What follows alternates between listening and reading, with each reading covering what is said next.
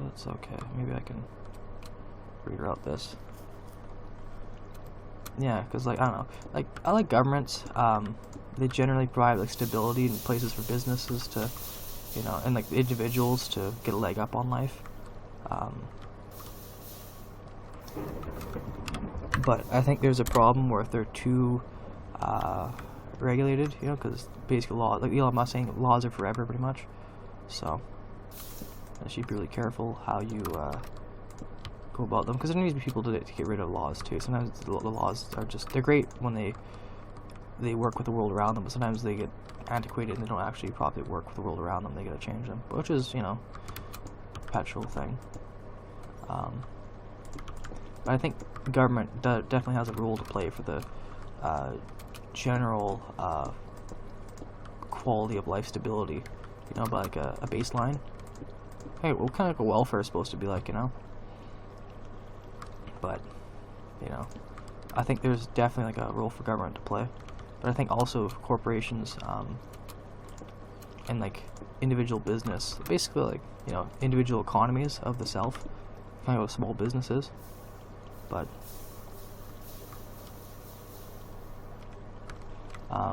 that's a important aspect that shouldn't be basically like people can have the ability to fulfill their dreams. That's a really important thing. I think government also has a role to play in that, I think, as well, to get the 6 basic needs for people to live in, right? Because without the people, the government's nothing, right? It's like an organization for people. A corporation doesn't need people to operate. It's a focused on goods and stuff, right? So, yeah. So it's like the existence of people. That's the focus of government. That's as basic. It's very basic, distilled existence. Is the existence of people that's in that certain region. So the 6 basic needs, I think, are something that government should really take to task, because corporations don't have to, and they won't do that. So they'll just not, because they're objective driven, not like morally driven. If that makes any sense. I think also once you get that figured out with prosperity, people have the opportunity to go into corporations with strength, because it's very hard to take risks when you have no stability. It's like almost nearly like economically or suicidal, for an individual, because they can lose everything. Versus a corporation, you lose like $1 million and you have like $1 billion every year of revenue. It's like like you losing like $10 if you make like $100. It's not a big issue, is my point. So, like, you see this throughout generations. People have like rich families of that. They can afford to take risks, because they've been slowly invested, ethically or not, so that their offspring have more economic advantage. They can throw their weight around a bit more than poor people. So if that was changed to allow poor people to actually exist properly, with the 6 basic needs, that would really change the game. And you wouldn't have people dying in the streets in huge quantities of drugs and basically just living like slaves. That can change. Like, that doesn't have to work like that in life. It doesn't have to. People don't have to live like slaves. You can definitely fix it. But you need like a government participation, but also I think the free market as well can help. So it's not everything or nothing. There's definitely like a multi-role to operate upon. Like, there's many things that can help. It's not just like one system that'll be the solution. If that makes any sense. So there we go. Yeah, that's what I think anyway. That's why I kind of it's okay to have big goals, because even with compound interest is like one of the most powerful things in the world, because it enables people to grow.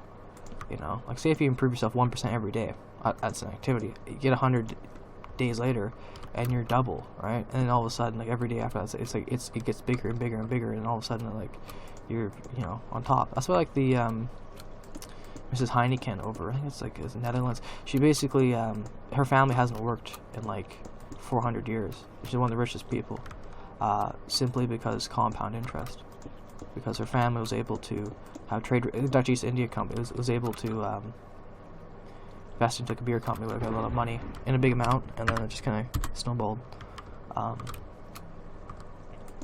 So, because compound interest. So with poor people, people are the most valuable asset. Like with, because that's a government doesn't exist without people. It's just it's a basic need of government to have people. So you can invest in the people and actually upgrade their viability in this world. With education, I think also education needs to be revamped because it started off with a standard grade 1 to 12 was to get people able to work in the factories. I think it was Scotland. I think it was like 400 years ago, something ridiculous like that. That's why there's bells in public schools, because it's like the assembly line, so classes, by date and not so much talent.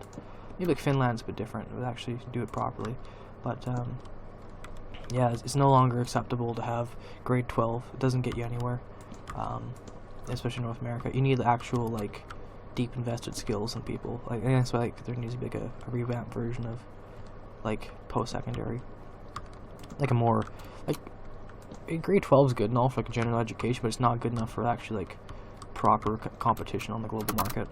So it's just not good enough, because it doesn't compete properly. Because people actually have the big corporations don't want people with just grade 12. It's basically like flipping burgers. It doesn't get you anywhere, pretty much. You can see in some doors, but the vast majority are closed. So it's really the entrepreneur out in the wilderness that it's up to them, like the Wild West, to earn your existence. So, yeah. So it's one of those things.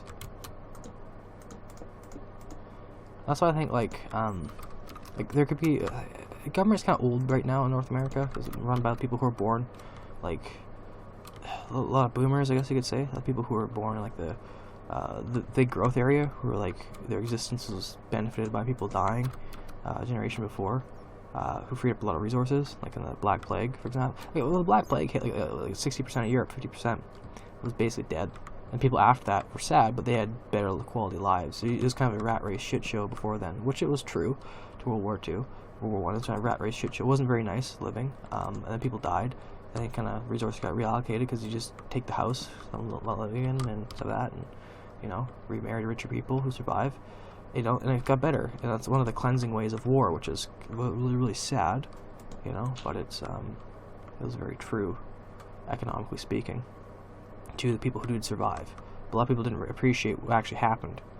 Oh, I'm just lucky. Well, no, there was no luck involved. People, it was blood money, basically, blood success. It wasn't luck. It wasn't a lot of people who there's this thing called the rigged monopoly game, where there was this test done where one person was it was rigged, they got double the money, Pasco and some other factors that made them so it was basically the 90% chance it would win, and then one person got half the money. One person was a handicap, one person it was very one-sided, but when the person pretty much inevitably won, who was rigged, say how did you win the game? A lot of the time they'll say they said oh, I outplayed the person, right? It was my skill. Almost like kind of Donald Trump, I guess, would say that. But a lot of the time, the person already won before they even tried, right? It was not even in their control. A lot of people were like that, I think. They don't realize what actually, it's like you only really appreciate something until it's gone, too. So it's one of those things. I guess we're building this, I guess, so it's. But to actually tackle the issue head on, you don't need war, people dying and stuff like that, and suffering to actually have a standard of living that's sustainable. You need to, attack those 6 basic needs, or the inability that poverty makes. Have a sustainable production. I think only way you can really do that properly to take the work burden off of people is to automate it.